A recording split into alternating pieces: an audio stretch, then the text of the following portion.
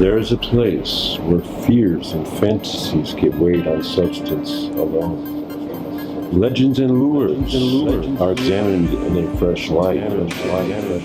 Conspiracy theory meets conspiracy fact. We've embraced the possibilities. Now beyond the threshold, you are in the new realm. Just out of nowhere, in this huge white light coming in over the horizon. I started getting this demonic some strange object in the sky. And I tried to scream, and I tried to wake up, and I couldn't. Cosmology, paranormal, and abduction. The shadow like somebody was watching or some other things window. I saw demonic in nature. Demonic in nature. I want to know.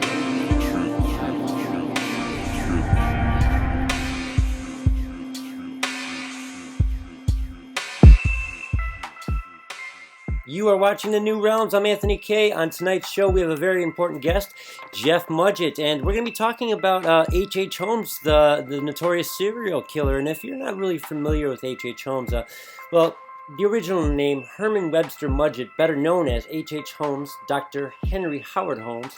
He is known as America's first serial killer. The man was an evil genius. Constructing various intricate cons from everything from insurance fraud to check forging, and the list goes on and on. Many in the world would like to connect him to Jack the Ripper. However, it was never confirmed. He was put to death for the conviction of only one murder of his business partner and accomplice, Benjamin Peitzel.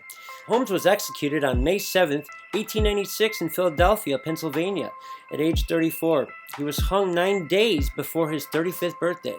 I'm going to allow Jeff to kind of fill you in on the rest of what he's better known for, but I appreciate everybody tuning in. You're listening to The New Realms and watching us. We're going to start with Jeff Mudgett right away. All right, we are back with The New Realms. I'm Anthony K, and we have a special guest, Jeff Mudgett. And Jeff, how you doing, Jeff? I'm doing great, and it's good to see you after so long, my friend. It has to have been about how long? 10 years? Maybe long. Well, we were trying to figure that out. What, 10, 12 years, something like that, right? I think it's probably been 10 years. Wow. Yeah. Jeff, you look the same. Last time I saw Jeff, I did his audiobook called Bloodstain. And speaking of the audiobook, let's update my guest. Jeff Mudgett is the great-grandson of H.H. Holmes. Jeff, why don't you give him a little history lesson on H.H. Holmes from the master himself? This is the great grandson. I've had a passion for my great grandfather for a while, which many say borders on an obsession. So it's I do know quite a bit about the evil man.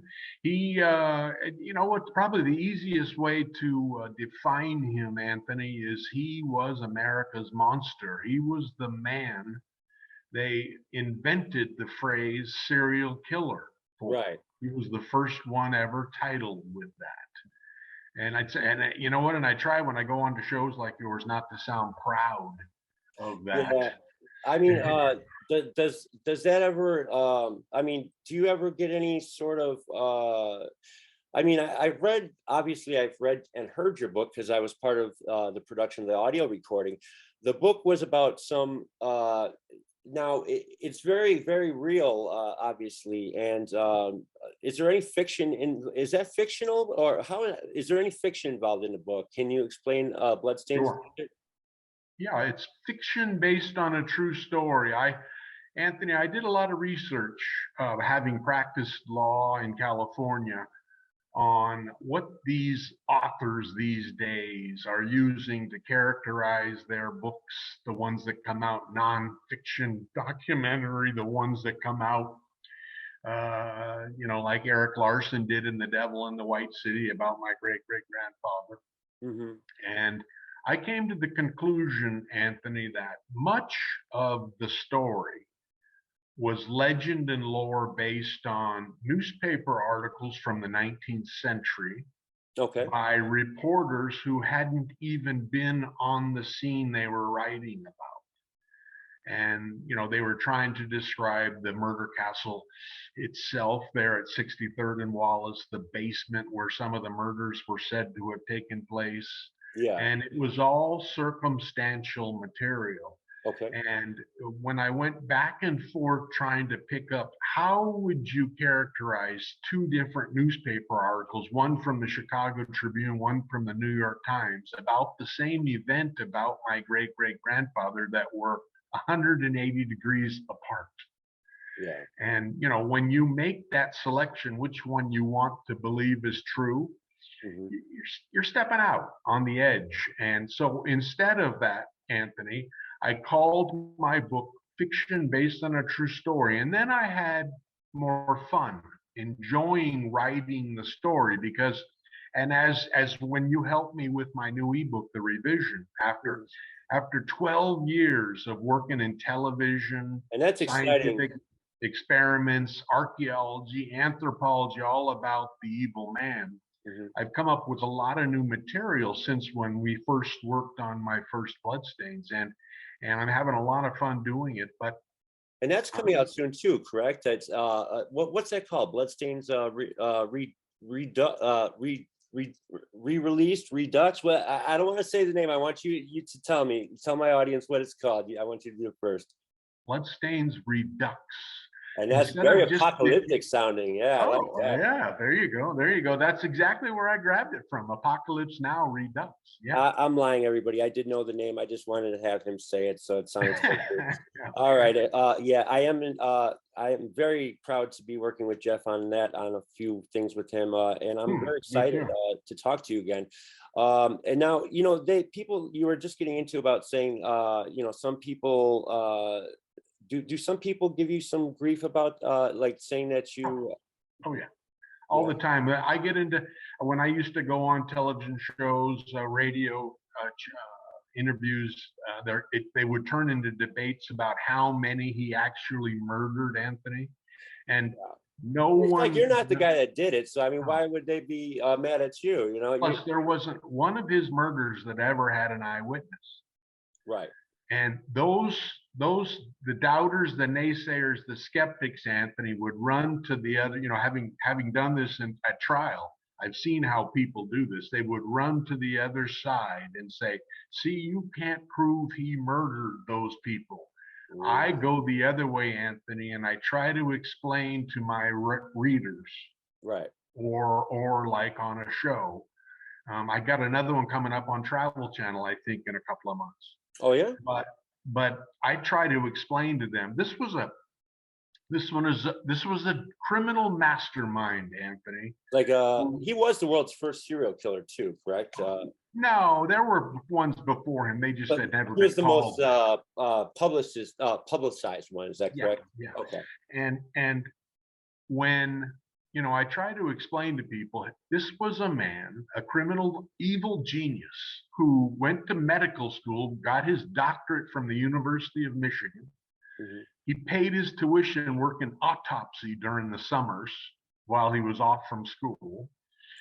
He became a master in chemicals, especially the ones that degraded human flesh. And then he created a business, Anthony, in Chicago, your hometown. Yeah. Articulating skeletons and then selling them to medical schools around the country. And from my understanding, he actually he had an incinerator of some sort inside the murder castle. Is that correct? And he was like a cremation machine where he was just burning the bodies at one point, and he had helpers. Some of the Chicago police mentioned when they investigated the basement, they found a kiln, a KILN, which I think is a brick, brick oven. section, an oven that can come to amazing temperatures, which when you run the chemicals through them, Anthony, and I have a guy on my team working on this right now, that the lime and the lye that Holmes was found in the basement, when you heated that chemical to a certain degree, it could eliminate all trace of a murder in 3 hours. Wow. So when I go on those shows and they want to say, you've got to prove he can, I say, I can't do that, but I can tell you what this man was capable of doing.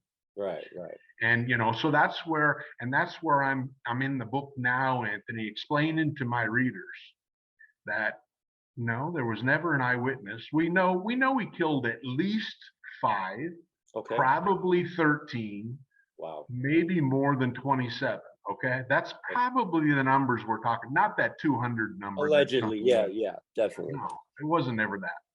But and then when you get to the interesting subject, Anthony, that still intrigues me the most, you have the Colombian exposition going on while his murder castle was in operation, the hotel, while the hotel.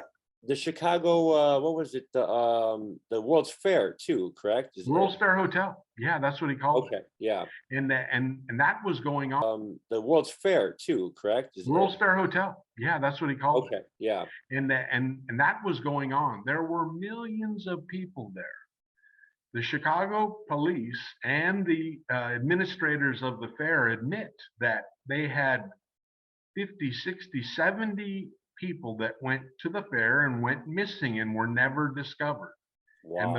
And the police admit that many of them probably spent the night or two at Holmes's hotel, having ridden right there on the train. You know how the post office is now. The train goes right by it. So were most of his victims female, correct? He would just, or was he just killing female, and the ones that they thought he killed were female, correct? That's probably true, unless a medical museum, a medical school. I know he's selling bones too, correct? Right, yeah. Right. Yeah. I heard something about him going to England and trying to get through the tariff. They had to rearrange the skeletons to get through certain boundaries so they can legally get through checkpoints when they're trying to get the bones to other parts of the country. And I don't know if that was in the UK or the US. They said that. And speaking of that, now there is a Jack the Ripper connection people talk about, and I want to get into that in a few seconds. But first of all, explain to my audience what the Dear Boss letter is. All right, you've got Jack the Ripper is obviously the world's most infamous cold case mystery of a slasher serial killer. Okay. In 1888 London, all right? It was widely believed that he killed 5 young women, mostly prostitutes, in a rough section of London, much like where the post office is now in Chicago, a rough section. Okay. And when I'd always been interested in the possibility that my great-great-grandfather had gone to London in the late 1880s and been there while that was going on. So while I was researching any evidence I could find of him having traveled across the Atlantic, they had liners then, and then gone into London looking to expand his business in skeletons and human assets to the medical schools there. Yeah.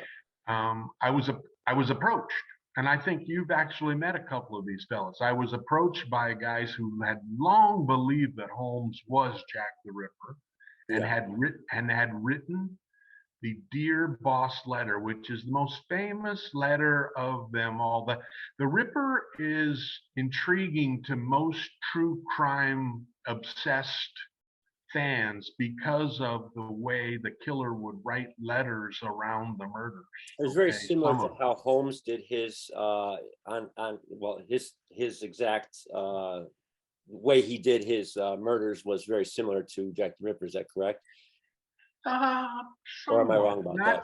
They weren't slasher types of a young lady and then throw her down on the street. He would use his victims for some commercial produce. I mean, this man was genius from what I like, absolute genius. Like he's so genius that, I mean, there was no, I've heard stories of using fakes, no people in coffins, all sorts of, I mean, how genius was this guy? I mean, it expands past Einstein, honestly. I mean, he was a surgeon. I mean, he was a surgeon.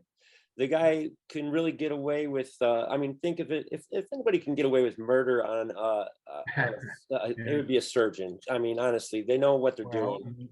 and Yeah. the fellas that you met came up to me and said, Jeff, we've taken the comparisons of Holmes's handwriting, his personal correspondence, with the actual Dear Boss letter to a group of experts linguists, graphic artists, who came back with opinions that they were convinced this was the same. And then, so then you helped me 10, 12 years ago, Anthony, with my TED Talk.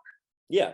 Where I got to give a TED Talk regarding the similarity between the handwriting types. Correct. And it's still there for any of your listeners that want to go up on Google. You can Google up TED Talk, yeah. Jeff Mudgett, H.H. Holmes. It's a 17-minute presentation. Yeah, Jeff's everywhere. I mean, I was looking on Google. I mean, if you type in Jeff, you're gonna see tons of stuff. You got your own IMDb or IDMB. Really, I didn't know that. Did you know that? I just got one myself as a producer. I was very happy when I got one. But I mean, you got a lot of credentials on your stuff right there. I mean, you've been on tons of things, from the History Channel to haunted history to, I mean, ghost hunters I've seen. I mean, you're just all over the place, and mainly because of Zach. Yeah. And I know Zach from Chicago, when he stopped into Chicago at the ghost conference we had at the Congress. We did a live broadcast from there with Thresholds Radio at the time. Sam Maranto, John, and I. So here I'll continue with the Dear Boss for you. But so Sure. These guys came to me with that, and having practiced some federal court of appeals work, I knew that while these experts were right, you could look, you saw it with your own naked eye that the handwriting was obviously the same guy, with even the squigs and everything. Yeah. It's amazing. In court, how they do the handwriting comparison, if they did it in today's day and age court, they would still say it's exactly the same. Well, the Supreme Court came out with the decision called the Daubert decision. Okay. Where they discuss actual expert opinion, handwriting, and what's required for that to hold down a case, to actually prove something like that. Okay. And they came out with these requirements requiring factual data. Wow. And as a result of that, the FBI went to a group at the University of Buffalo. You remember the Cedar Fox scientists that we went to? Yeah. Yes. And I went to them, I explained what I had, and they jumped on the project and did it for free. And they compared the Dear Boss letter, the most infamous criminal letter of all time. See, Anthony, what excites me the most about not proving my ancestor is Jack the Ripper, because the things he did here in the States were worse. Yeah. But that this is a phrase, Jack the Ripper, Anthony, that when you raise it, there's over 1 billion people around the world that know what you're talking about.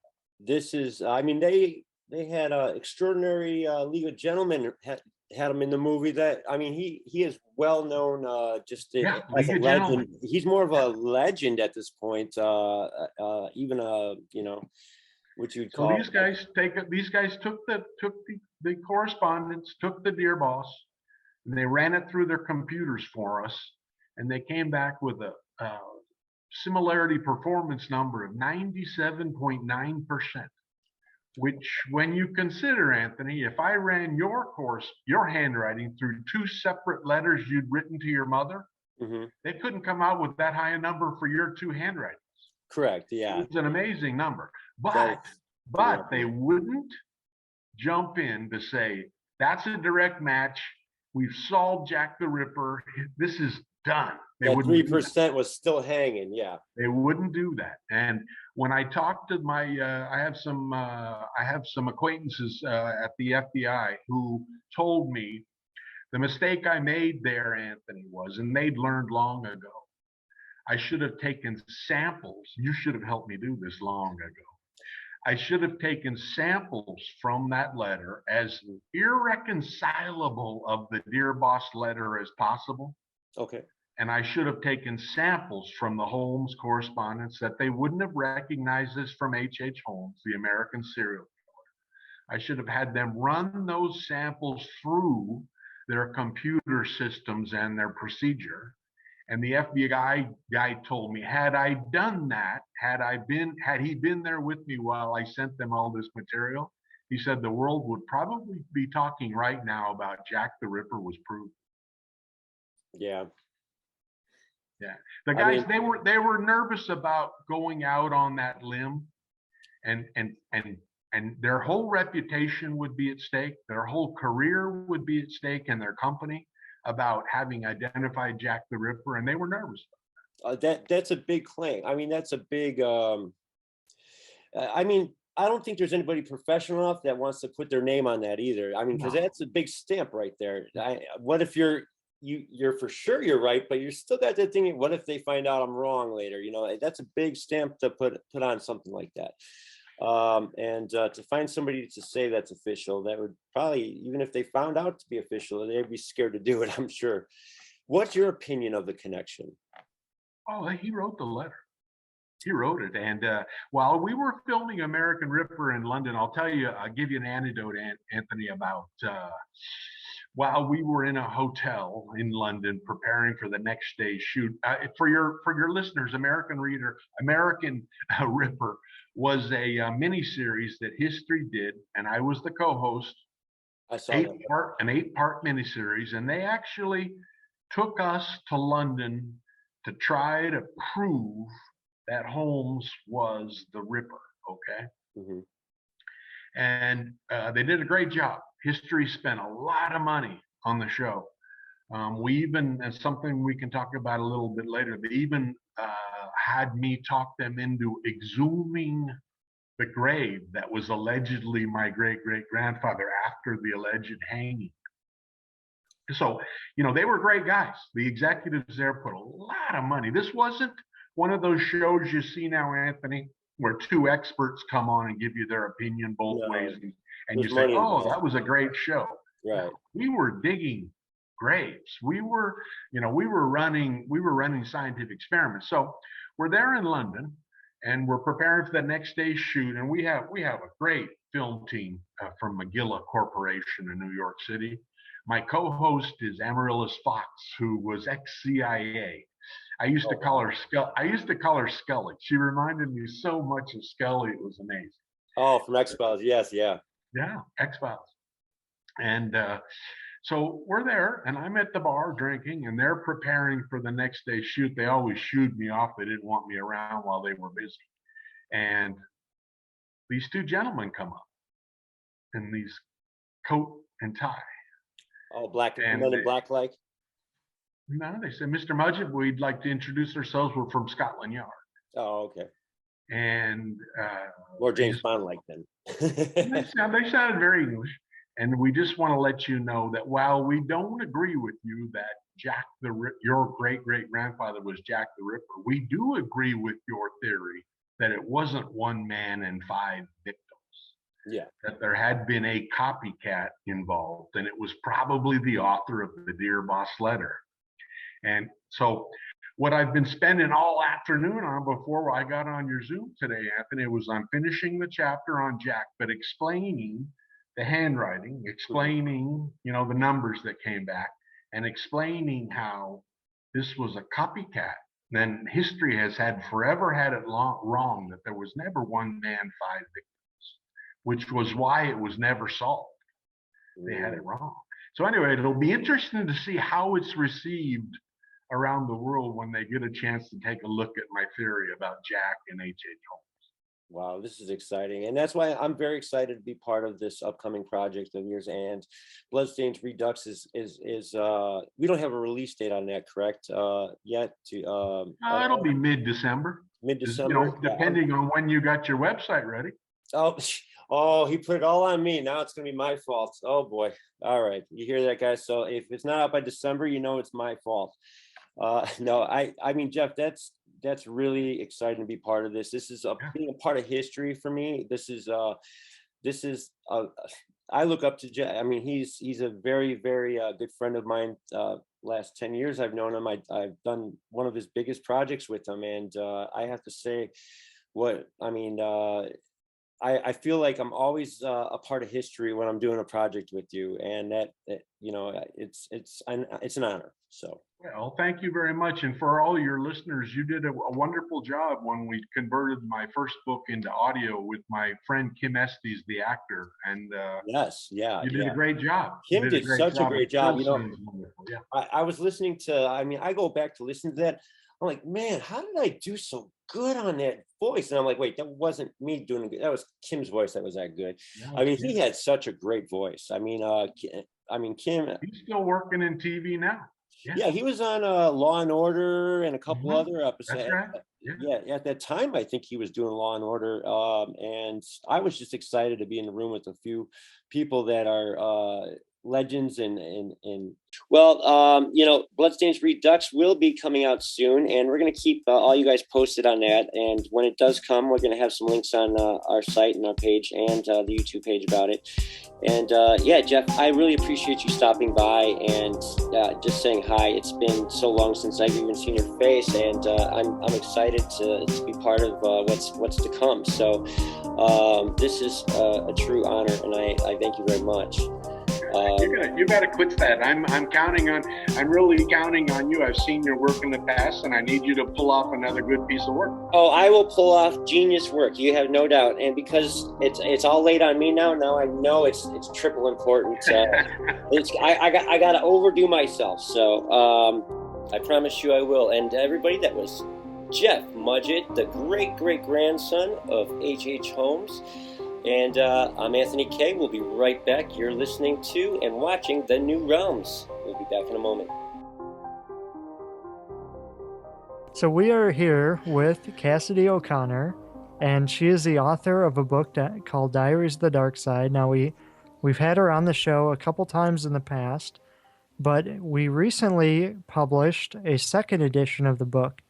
And so she's going to come on the show and tell us a little bit about what the difference is between the first and second edition and some of the things that have unfortunately transpired in relation to the case since the last time we talked. So welcome to the show, Cassidy. How are you doing? I'm great. Thanks for having me. Oh, thanks for being on. Thank you.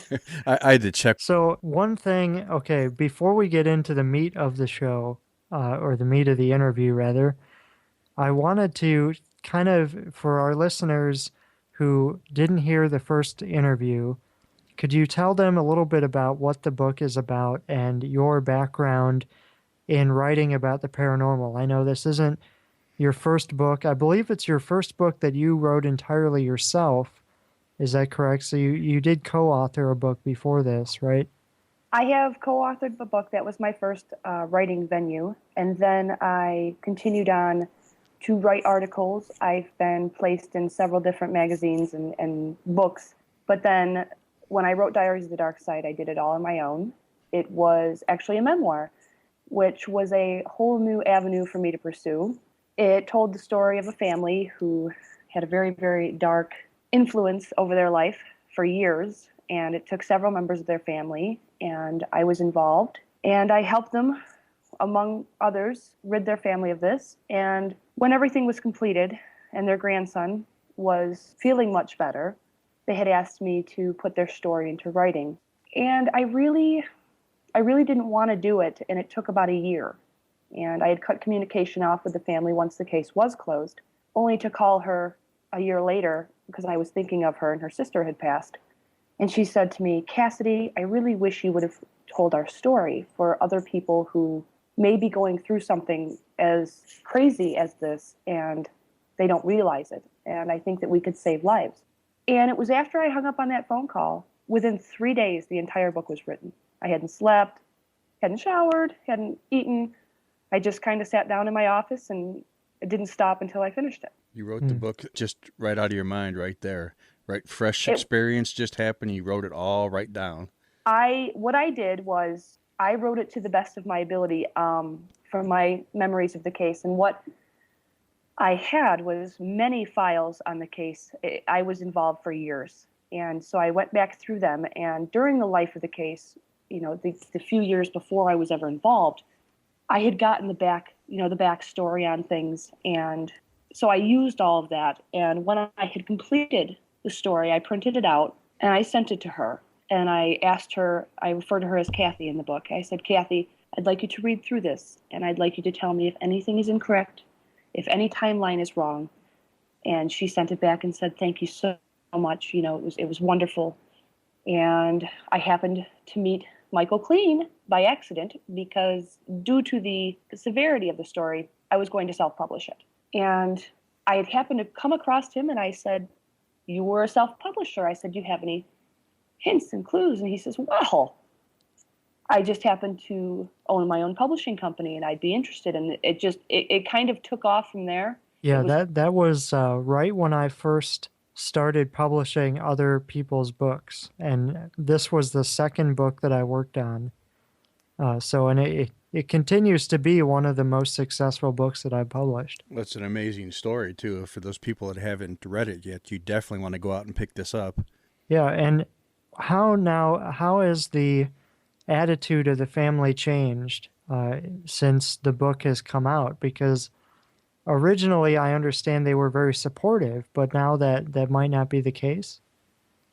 Well, when this came out, I used to talk to the grandmother of the family, which I refer to again as Kathy, and I protected their names, I protected their location. I was vigilant in protecting this family. I mean, my first mistake was never get too close to a case. And the severity of this, not only in my own life, but in the child's life, was damaging. Everybody this child came in contact with was destroyed.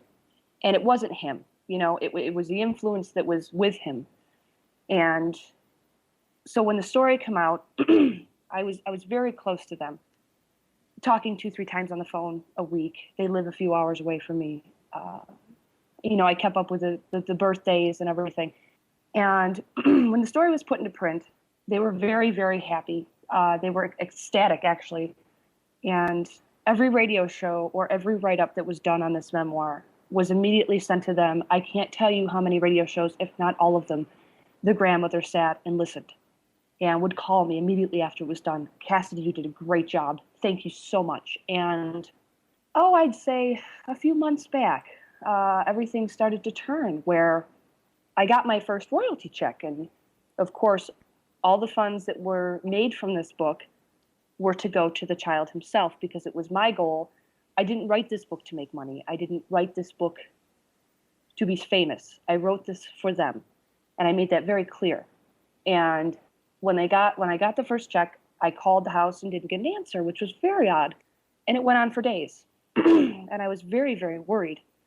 And I actually finally shifted over to Facebook where I was blocked and there was no communication. I went, oh my goodness. I panicked. And it came out, a few weeks later that they had been promised documentaries and they had been promised all these things that have to do with fame and glory. And that was more important to them. So really? That's a change of events, isn't it? Well, it is and it isn't. When you deal with dark influences, as you know, when you've interviewed me, your equipment has screwed up, you've heard things, you've lost things that were inconceivable to happen. Yeah, we weren't even going to mention that, though. I didn't want to jinx us this time. Well, yeah. But the truth of it is, there's a difference between the paranormal and evil. There's a very large difference. When I explain it to people, I say they're two different libraries. They're two different cities. They're completely two different everything. They're opposite. And a lot of people in the paranormal, they don't understand this. You know, there's these demon hunters and there's all these people on TV that are glamorous and wonderful. In real life, this is damaging. And this was the perfect example of a perfect possession. These things seem to come full circle.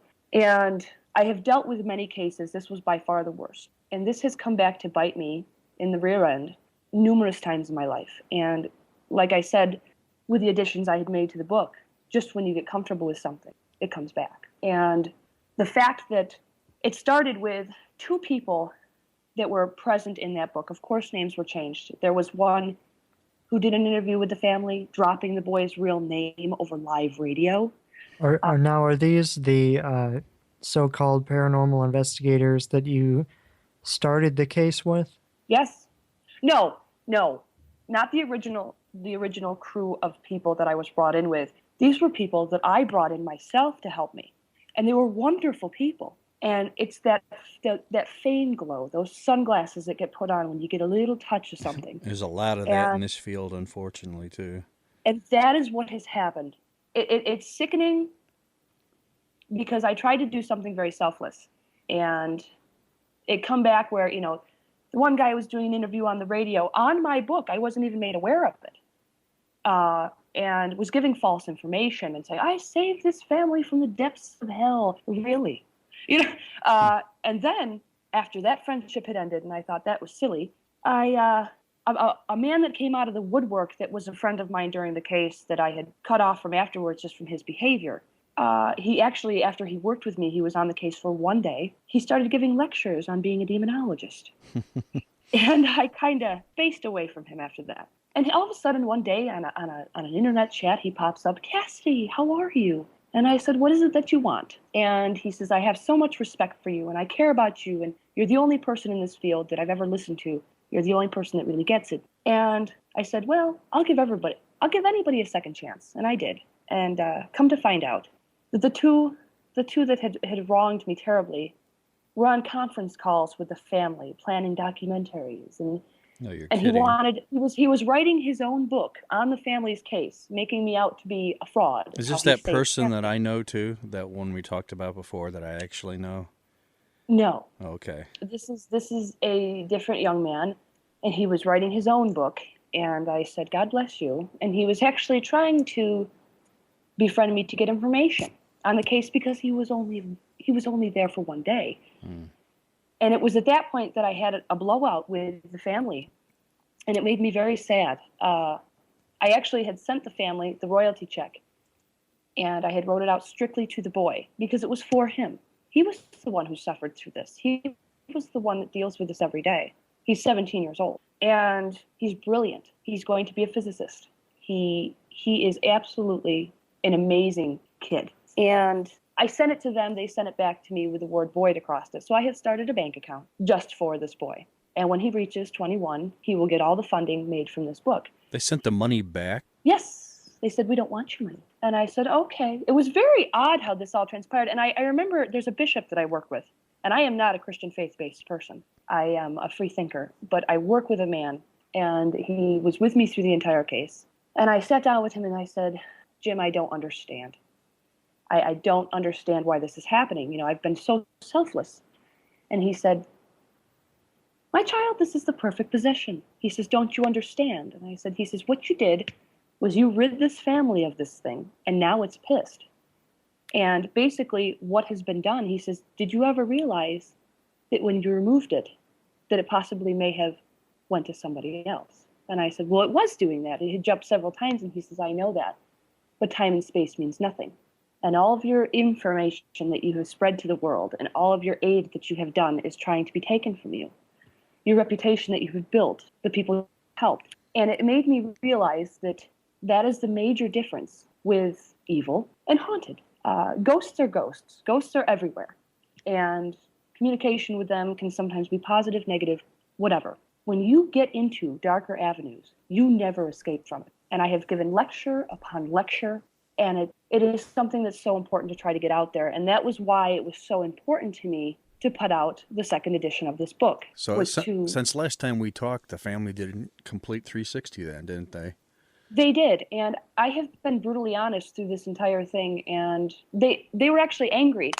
I was so upset over it. I said, that's it. I said, the book is going to be taken off the shelves. I'm going to contact my publisher, and it's gone. And they had actually written me a letter that said, why would you take it off the shelves? How dare you? And I thought, I went through about a month of my life where every spiritual book and object in my house was removed. You know, I went through that whole, why am I doing this?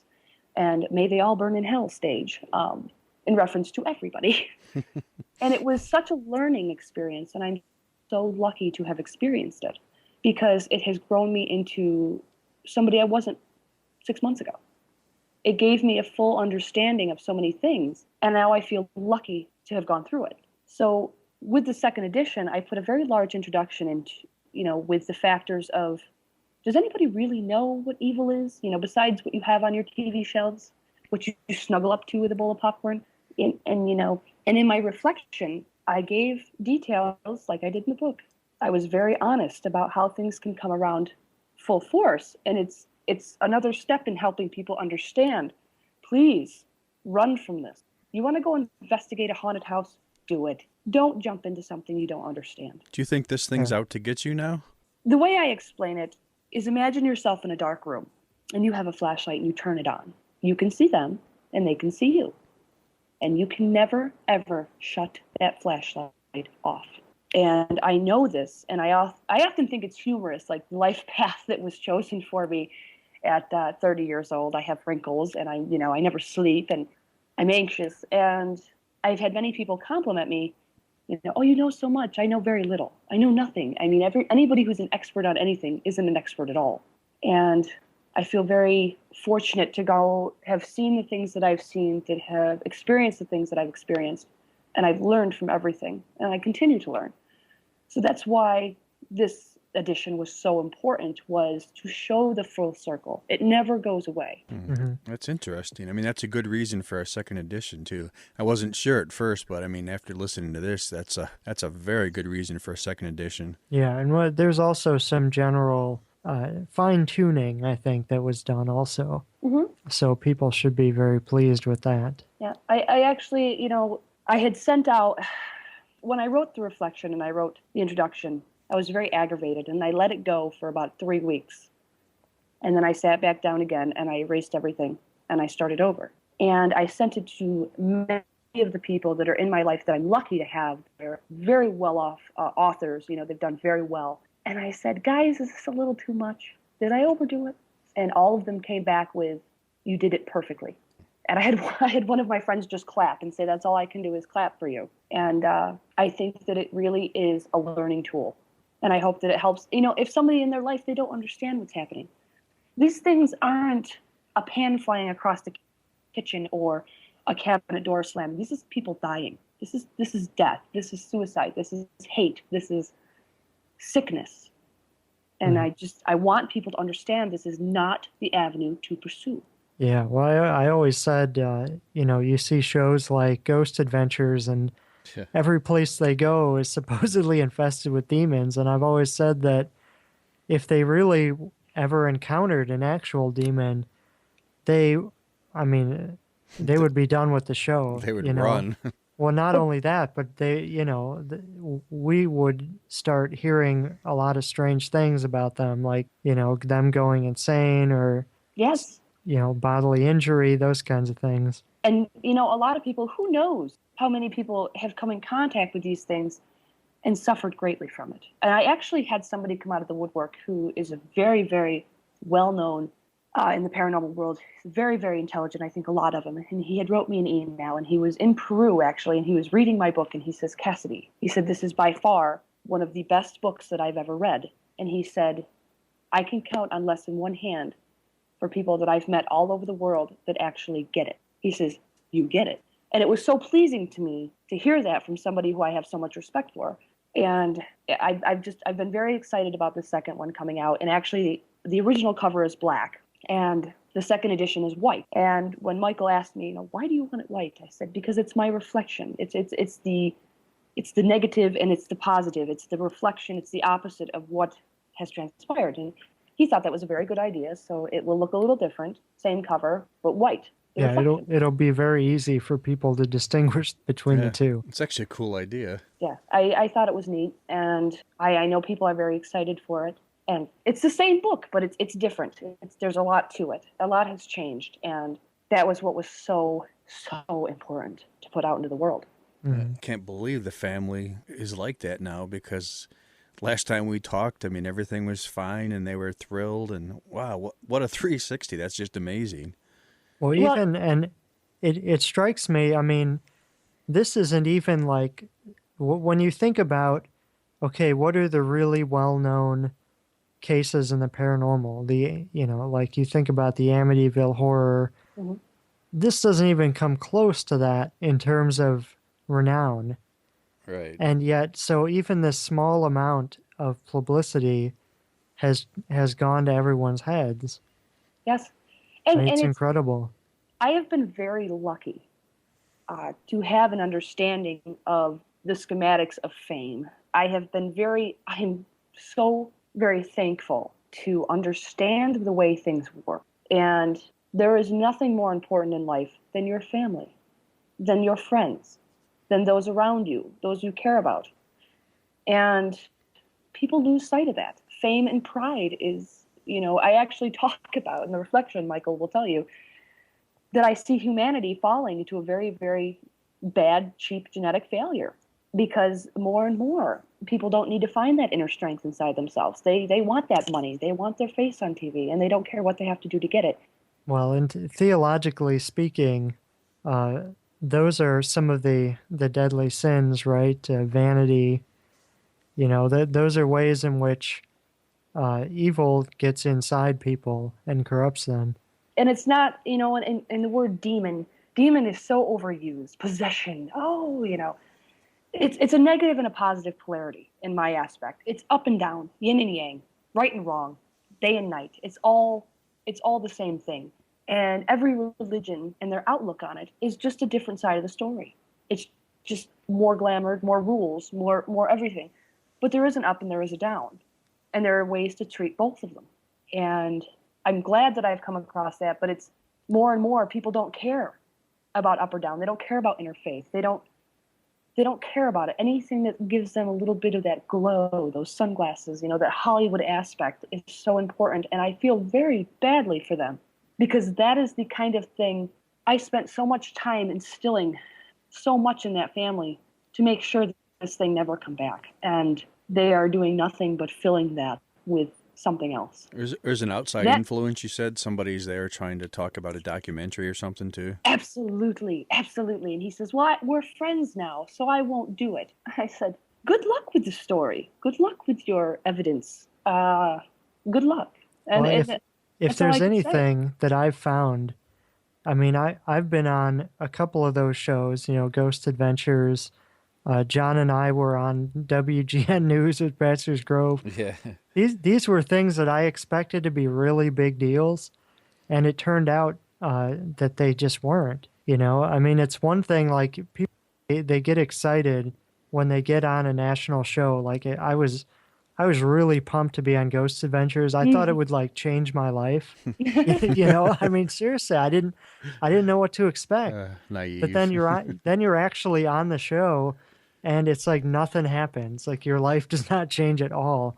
And it's really a shame that people would be willing to throw away all the things that are important in their life just to get that, that one little moment in the spotlight. There's a lot of that in the paranormal too. It's just absolutely crazy. It's terrible.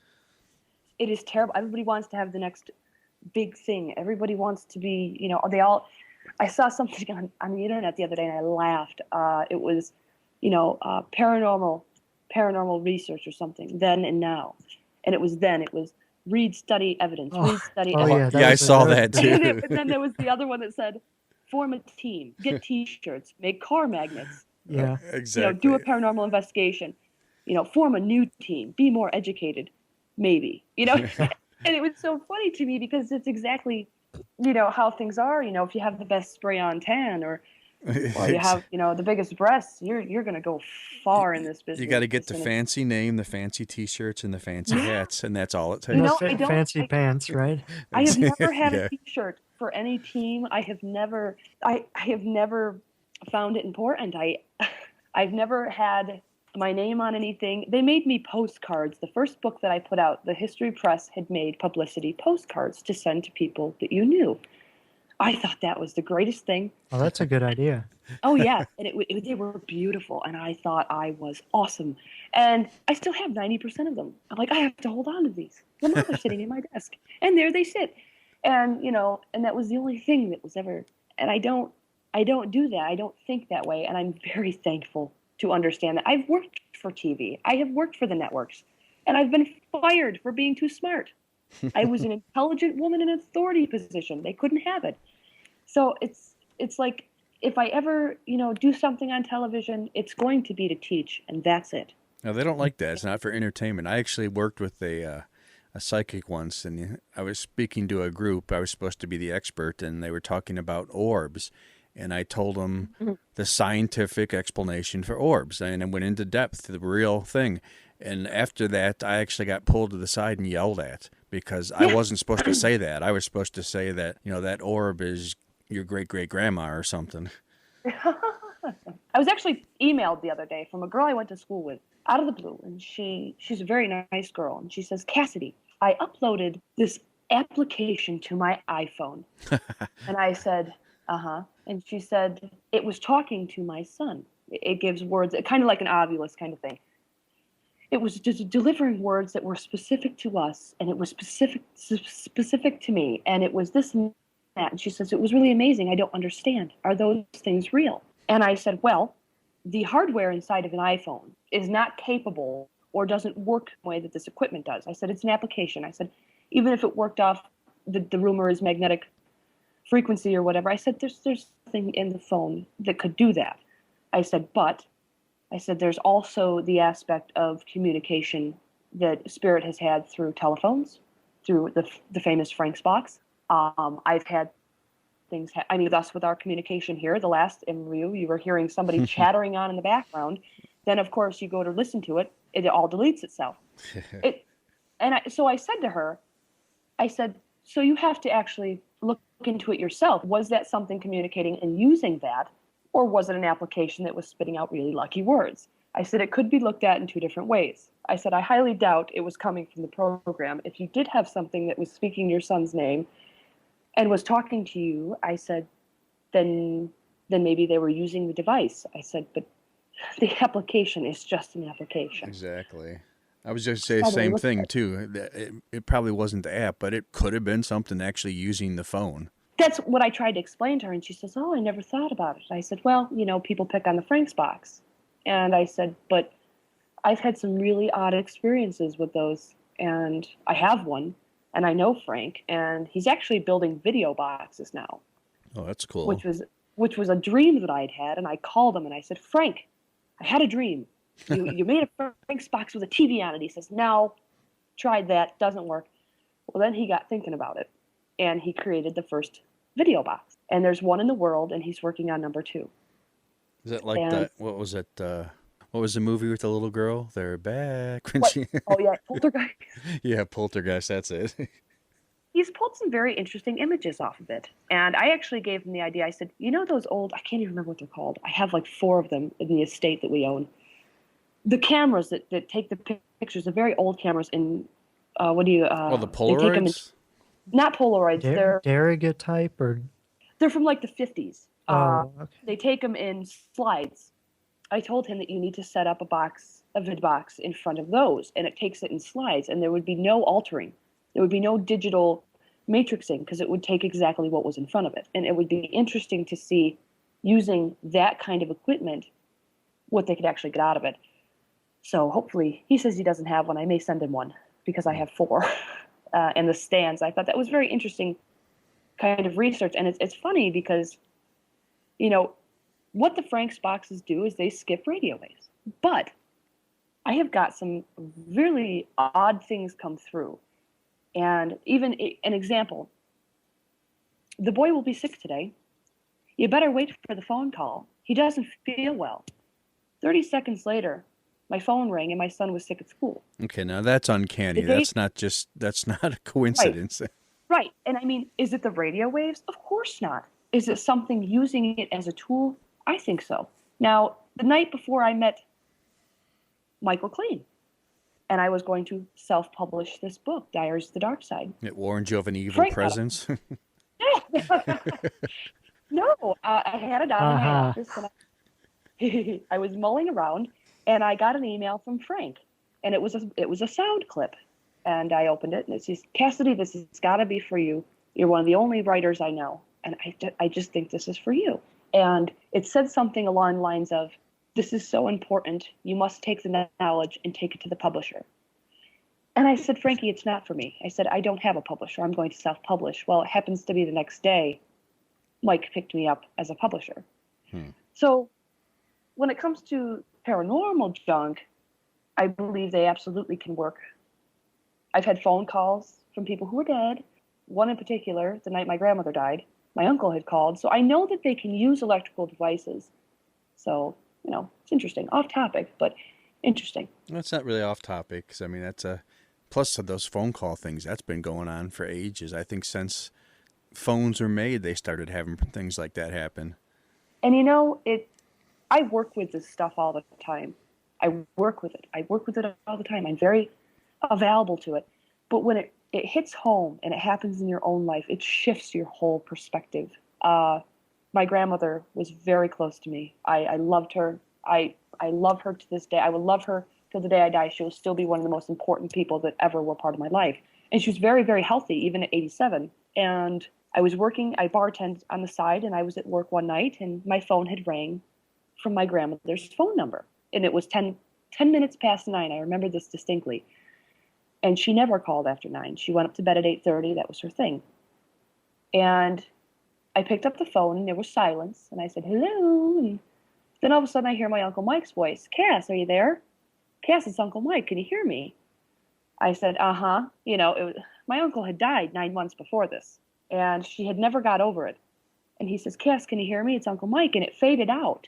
And I remember taking the phone away from my face, and my friend was standing next to me, and she says, are you all right? And I said, I think so. And I hung the phone up, and I called back, and my grandmother picked up. And I said, did you just call me? And she says, no. And the phone's right next to me. I'm sitting up here reading.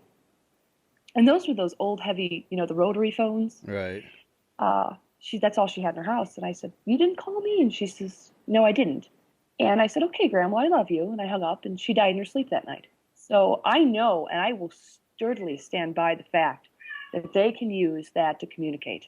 I think there's some kind of cat trying to communicate. I heard it. It's outside.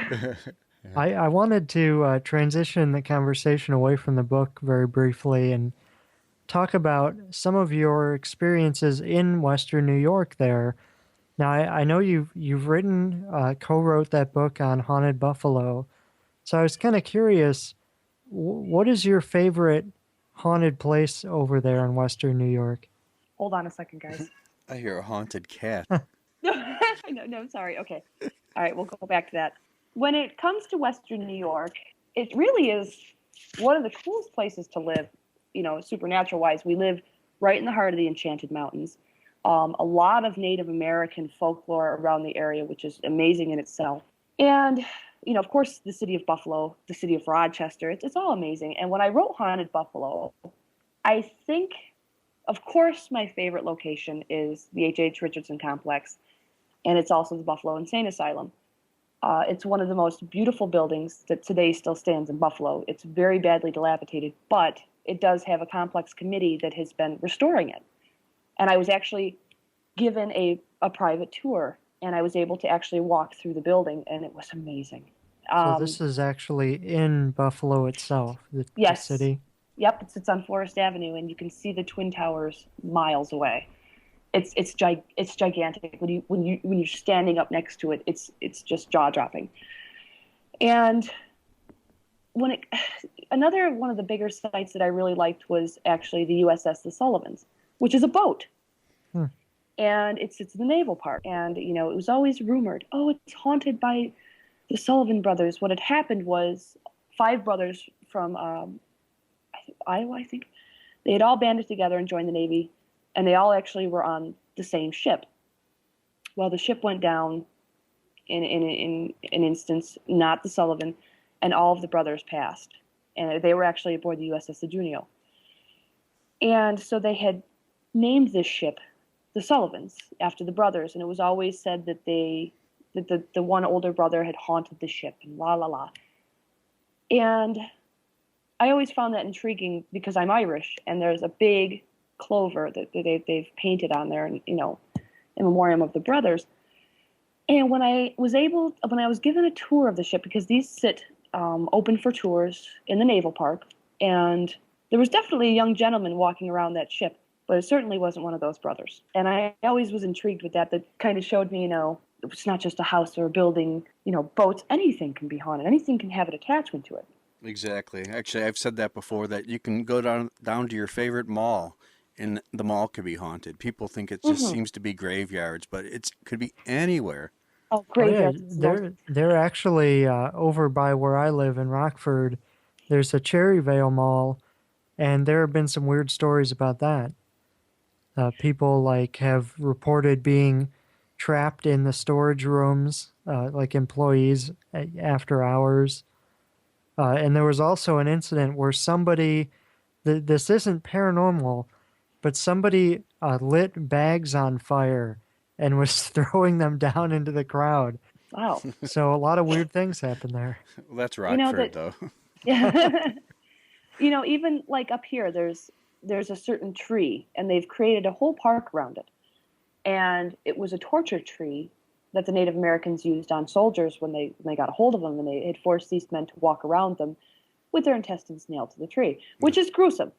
But that tree is still standing, very healthy, very big, and that tree itself has so much energy around it. And it doesn't matter where you are. And I think that's why I liked the ship so much, because it was so active, yet here's this vessel floating in the water that has, and I've done a lot of studies on objects too, and different, I've actually used a World War II bayonet and placed it in the same box with a Nazi bayonet to see To see if they things happen fight. Yeah, absolutely. Because there's so much emotion tied to both pieces. I mean, as comical as and grotesque as that sounds, there is so much emotion Well, tied actually, to each piece. tell us about, I mean, without naming names, I remember when I first met you, you had done some experiment on this so-called psychic. Can you tell us a little bit about that? I actually wrote about that in great length in that book, and I did protect the names, and because it's the fact, you have to be so careful. And whether you like somebody or not, it's kind of one of those long life lessons. If you don't have anything nice to say, don't say anything at all. And I did change the names, but it was so important for me to get out there because it shows how plastic people are. Well, tell us what happened. When I met this couple and I worked with them, I had all the faith. Oh my goodness, the faith in these people. I trusted them. I trusted what they told me. And when I started to realize that there's a lot of baloney, they were trying to pull me into this paranormal TV reel because they wanted to be on TV, and I had no need to. I didn't want to do that, and they talked me into it. Please do it for us. One of the things they wanted to do, as an example of their abilities, was a cold read, and I am the collector of oddities. I collect books. I collect objects. My husband has put up with me for years. I have many things. And one of the things I had was a Nazi piece, and it was a bayonet, and it was a youth knife. And I had known the story very well as handed down from my grandfather, that was one of the pieces that he had returned home with after World War II. So I knew exactly what had happened. And so of course, a little facetious, and I decided to give the husband of this woman a fake story. I made it up, and he says, of course I won't tell her. And, he handed it to her in a towel, and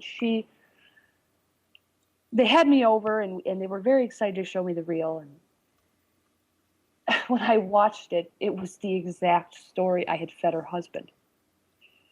And there were several attachments to this piece. I mean, if you think about what this piece was, it's gruesome past, very sad past. And the reason I ended up with it was my grandmother feared it. I found it originally in the towel cabinet in the back of my grandmother's bathroom. I said, Grandma, what's this? Oh, I just put it there, and it was stuffed between towels.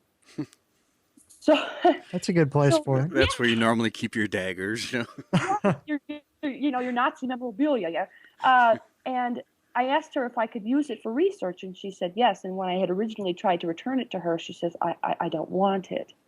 And it's because the thing would, if you had it in a cabinet, it would vibrate, and you'd open it up, and all that would be in there was that knife. So I understood, a while later why she had it in the towels, because she wouldn't be able to hear it. So Now, where it sits in a safety deposit box in the bank, it's wrapped heavily in a towel. It But vibrates though, huh? That's weird. it does. It actually will like shake itself in a drawer until you open it, and then of course there's nothing. So Oh, that's cool. Do you ever put cameras on it? I'm an investigator, true heart. That's the first thing I think of, putting it on the ground and putting cameras on it. I haven't yet. I've thought about it. After the cold read was done on it, I actually placed it on top of a record player and played Moonlit Sonata over and over again. I don't know why it chose to do it, and it really quieted it down. And I haven't put a camera on it yet. Like singing a lullaby. I kind of. I know why it was given to me to do this, but I put it away, and it's like I said, it's in the safety deposit box. And when I choose to do another object study, I will do it with that piece. But I've kind of put that aside. Tell you, when I get out your way this summer, I'm going to bring my infrared camera equipment too. We'll put an infrared camera and film it and see if we catch anything. I would love that. That would be cool because it'd be kind of shocking to find out that it's not shaking and there's actually a hand shaking it. There is something with it, and I've heard it bang several times, and now it is wrapped heavily in a towel. It has spooked my husband because my husband really has learned to grow with me. We've been together for 10 years, and it took a lot of getting used to, and we've gone over a lot of humps to get where we are, and I talk about that in the book because it's interesting living with somebody that does what I do for You're just a normal wife. You've got a dancing dagger and all the normal things that normal people have.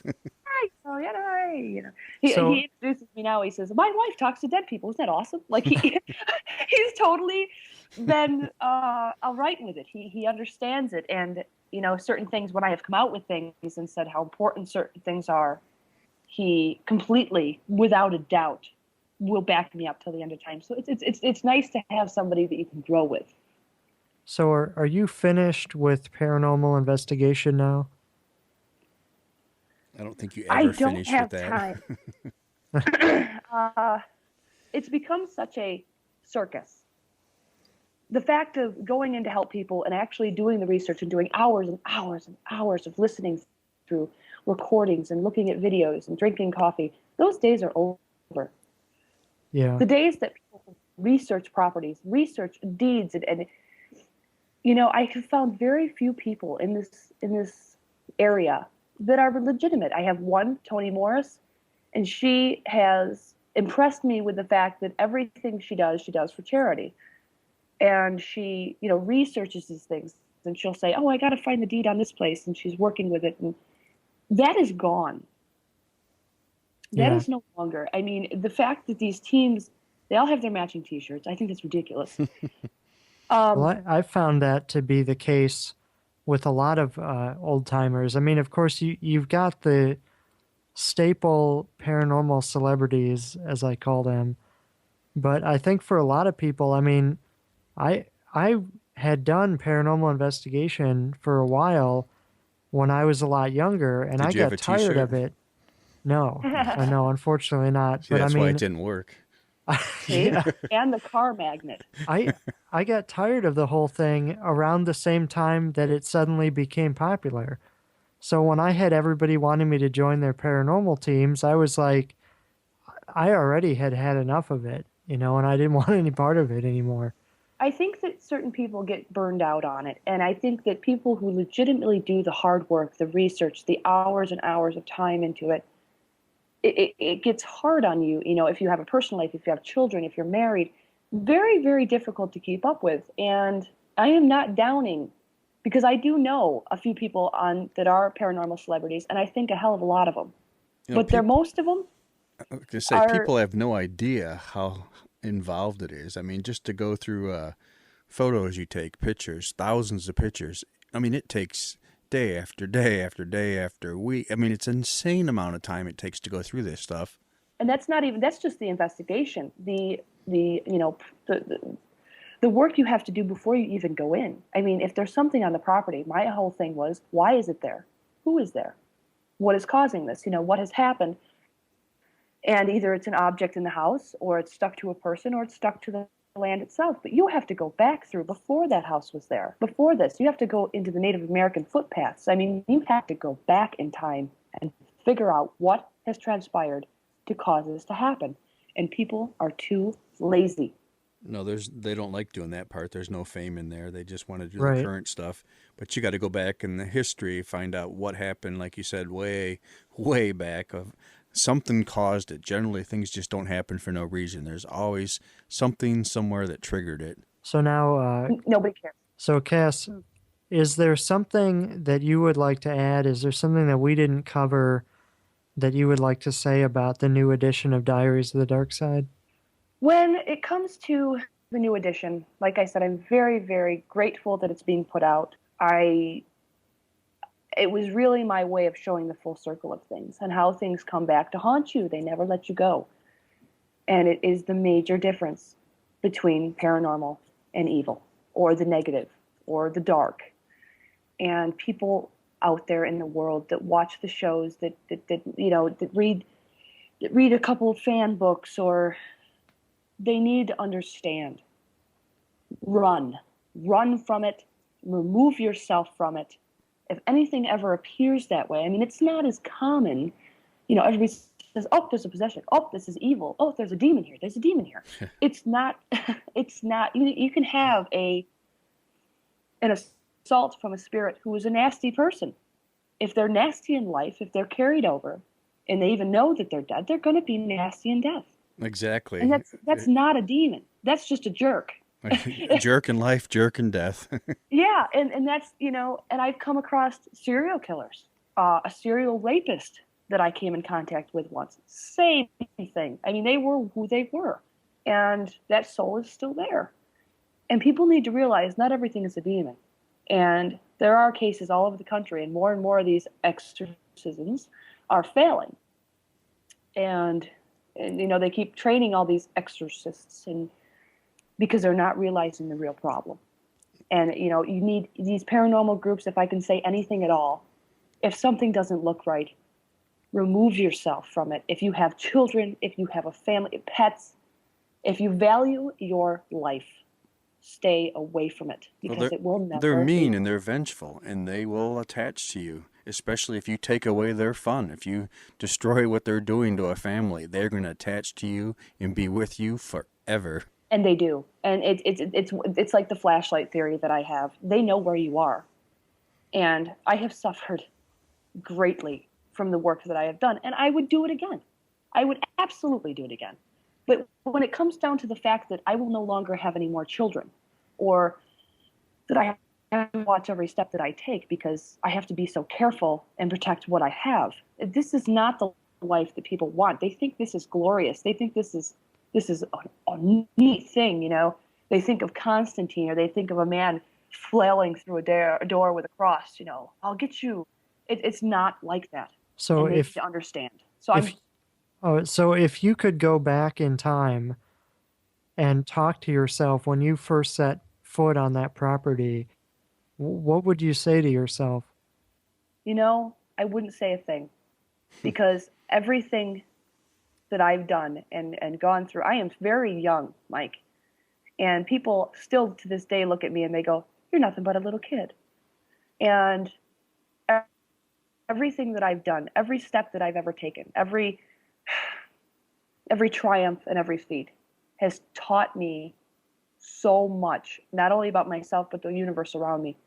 I wouldn't have said a thing, because if I hadn't have gone through everything in my life that I've gone through, if I hadn't seen everything that I've seen, if I hadn't experienced it, felt it, been damaged, or, like I said, triumphed from it, I wouldn't be who I am. And hopefully the product that I have become and am still becoming and learning every day, I am no longer the know-it-all who says, I know everything. I know nothing. And if I hadn't have experienced the things that I have gone through, I would still have that mentality. I wouldn't have been beaten down in the school of hard knocks that said, hey, you better realize what's going on here. So I wouldn't change a thing. I would never go back. And everything that's happened to me, I think that it was all meant for me to learn. I wouldn't have said a thing. Destiny. Sometimes it's just laid out there and there's nothing you can do. I know.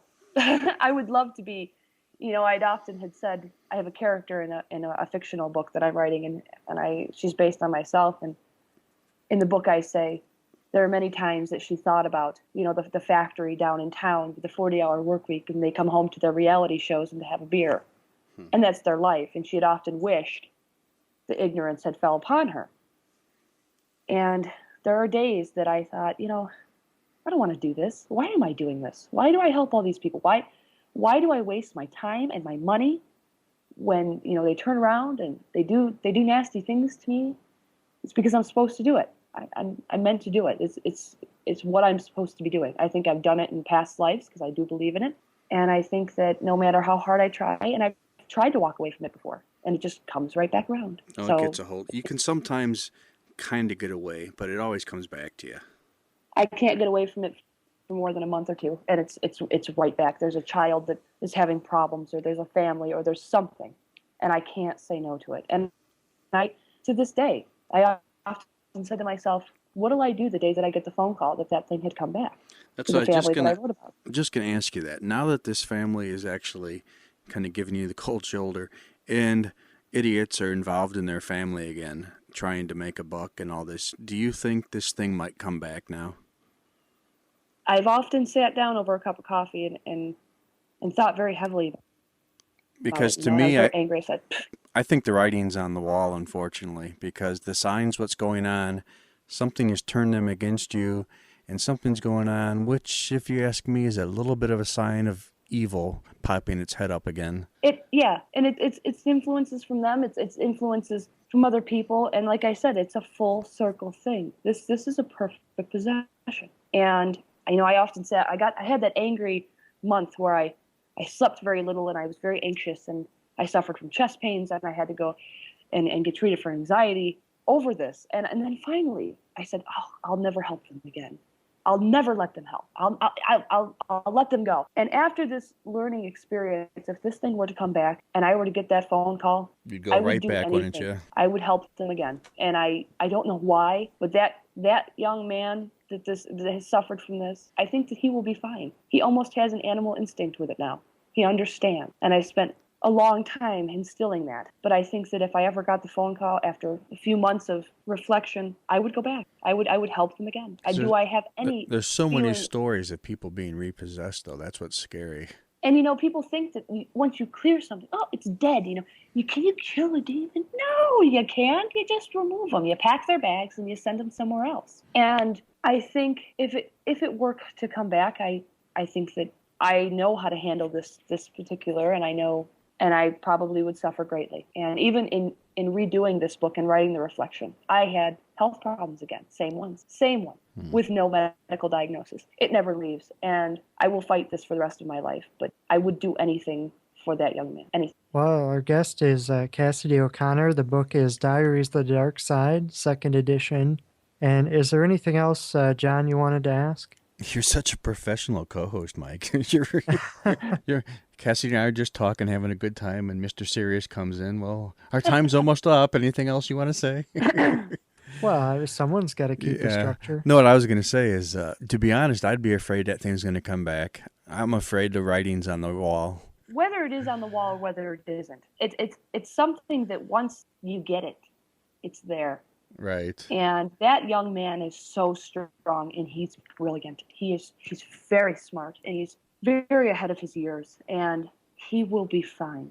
That's good. Whether the others in his family will be, I don't know. Do I feel someday I may get a phone call? Probably. And I'll have to handle it the way that I handle it. But the truth of the matter is, whether it's them being very, very small people with those fame sunglasses, or whether this thing has come back and said, ha, ha, ha, I'm going to ruin you, I'll keep going. I'll keep fighting it. Wow, that's a scary phone call you hope you never get. If I get it, I get it. It's to the point now where I've battled that particular set for so long that I'm prepared to do it again. Well, that was really interesting. I actually wasn't expecting that this time. Quite a switcheroo. I can't believe those people don't like you anymore, but what can you say? I wasn't expecting that whatsoever. I knew you had a new book, that's what Mike said, but I wasn't expecting this version to be telling this side of the story. Well, I It's a always good get thing. the good guests. Yeah. It's a good thing, though. It is, because it shows so much, and it shows a full turnaround, and that actually completes, kind of the moral of the story. It really does, and it shows. And after, like I said, months of reflection, I'm grateful for it. Definitely. Well, you want to give out the web information again, Mike, on where they can get her book, which they definitely want to read. Oh yeah, the book is Diaries of the Dark Side. It's available on BarnesandNoble.com and Amazon.com, of course, and for Nook and Kindle very soon. Yes, Okay. and I don't know, the new edition is coming out within a few days, I believe, right? Yes, they should be able to order the hard copy now on Amazon and BarnesandNoble.com, but the Nook and Kindle version are going to be released very soon. Excellent. Well, that was great, and we'll look forward to talking to you again then. Yeah, thank you very much for coming on. Thank you for having me. You're welcome. All right, you're listening to the New Realms on Dark Light Media. Well, actually, it's more like you're listening to Dark Light Media's New Realms. I'm Aunt Kay. Today we had Jeff Mudgett on the show, and we went over Cassidy O'Connor's Diaries of the Dark Side. You can check out Diaries of the Dark Side on Amazon. I believe it's still up there. And Jeff, Bloodstains Redux is going to be coming out mid-December. That is if I finish the website on time. As you guys heard, it's all up to me now, so that's even scarier. That all you guys are going to be relying on me to get it right. So I appreciate everybody tuning in. Make sure you subscribe. That's very important that you guys start subscribing. I see you guys watching, but nobody's subscribing. So please hit the subscribe button so we can get some more subscriptions going on in here, which in turn will help us get you guys more shows. And I will be back next week with an all-new episode, just like tonight. This was an all-new episode. Jeff Mudgett, we'd like to thank you for stopping in. Cassidy O'Connor, thank you very much. John Stevenson, Michael Clean. We thank everybody for today's show. See you guys next week.